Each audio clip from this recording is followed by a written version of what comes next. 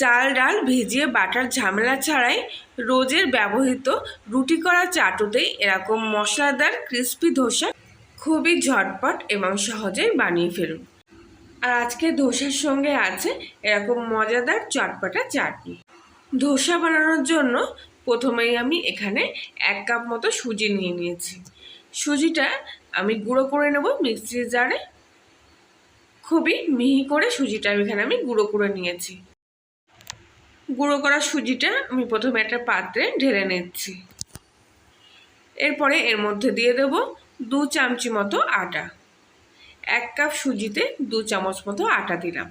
আর এখানে নিয়েছি 4 চামচি মতো টক দই।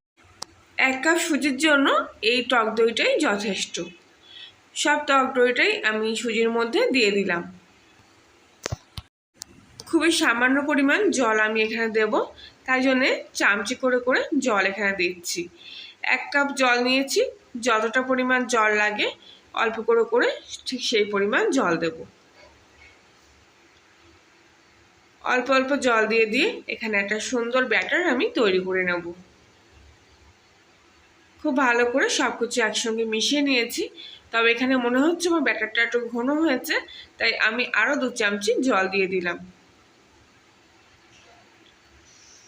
মিনিট 5 মতো খুব ভালো করে সব কিছু আমি একসঙ্গে মিশিয়ে নিলাম। দেখুন এখানে এরকম একটা স্মুথ ব্যাটার তৈরি হয়ে গেছে।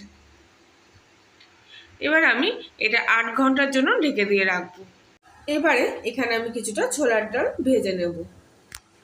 সামান্য একটু নুন দিয়ে ছোলার ডালটা ভাজবো, এতে কিন্তু খুব তাড়াতাড়ি ছোলার ডালটা ভাজা হয়ে যাবে।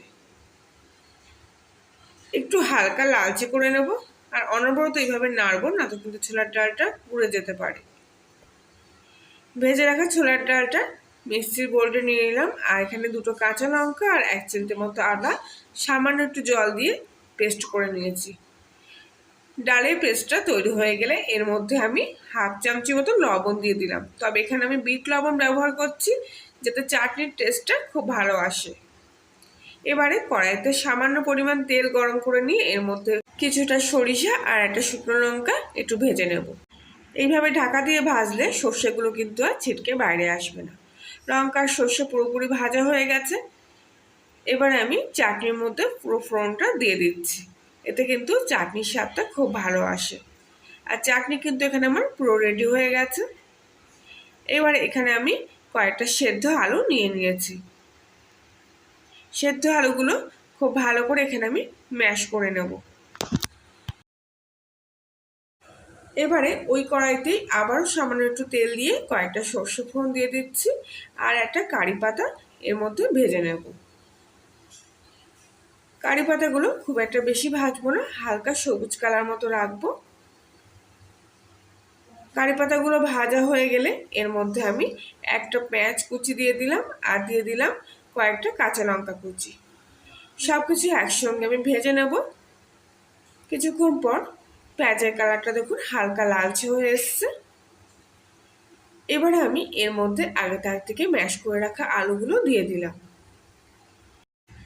সব কিছুর সাথে আলুটা আবার ভালো করে মিশিয়ে নিলাম। এবার আমি এর মধ্যে সামান্য একটু হলুদ গুঁড়ো দিয়ে দিলাম, আর দিয়ে দেবো সাদা লবণ একটু, আর একটু বিট লবণ। 1/2 চামচি মতো জিরে গুঁড়োর মধ্যে দিয়ে দিচ্ছি। 2 রকম লবণ দিলে এই আলু মাখাটায় কিন্তু খুব ভালো স্বাদ আসে। একটু সামান্য ভাজা ভাজা মতো হয়ে গেলে আলুটা আমি এখান থেকে নামিয়ে নেব।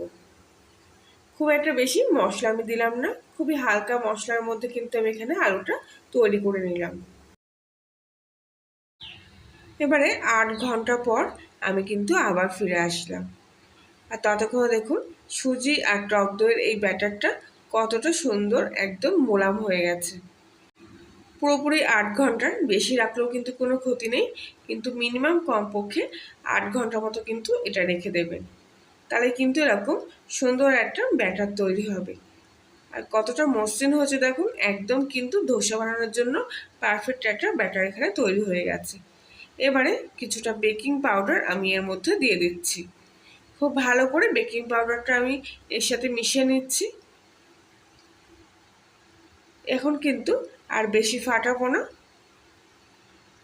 প্রথমে আমি ফাটিয়েছিলাম 5 মিনিট মতো, তারপরে বেকিং দেওয়ার মতো 2 মিনিট মতো ফাটিয়ে নিয়েছি। এবারে ধোসাগুলো বানাবো। আর ধোসা বানানোর জন্য এখানে কিন্তু আমি সাধারণ একটা চাটু নিয়েছি।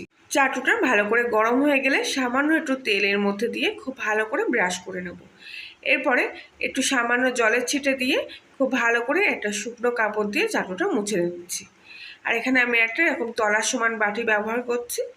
এবারে 1 ডাবু করে ব্যাটার এর মধ্যে দিয়ে দিলাম, আর বাটির তলাটা দিয়ে খুব ভালো করে এইভাবে আমি গোল গোল করে ঘুরিয়ে নিচ্ছি। এর ফলে কিন্তু ধোসাগুলো খুব সুন্দর তৈরি হয়। আর এই সময় গ্যাসের ফ্লেমটা একদম কিন্তু সিমে দিয়ে রাখবেন। দেখুন কত সুন্দর কিন্তু ধোসাটার মধ্যে জালি আসতে শুরু করেছে। যত রকম জালি আসবে তত কিন্তু ধোসাগুলো খুবই খাস্তা হবে।